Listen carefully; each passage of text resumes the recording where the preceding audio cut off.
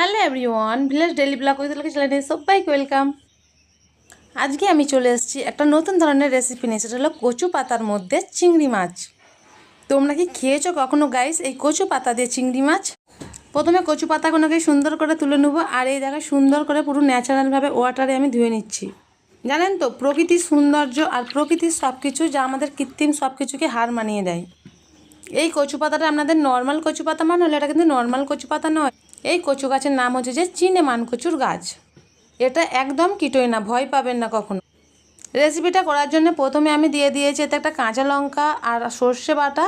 তার মধ্যে দিয়ে দিয়েছি সুন্দর করে তেল আর চিংড়ি মাছ।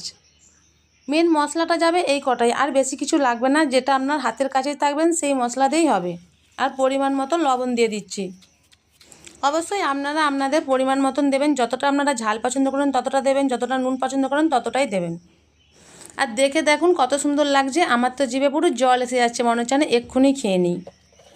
আর কচু পাতাটাকে সুন্দরভাবে ফোল্ড করতে হবে যাতে জিনিসটা মাঝখান থেকে না বেরিয়ে যায়। আসলে গ্রেভি যদি কচু পাতা থেকে বেরিয়ে যায় তাহলে তো ভালো লাগবে না। সুন্দর করে আমি একটা বেঁধে দেবো সুতো দিয়ে।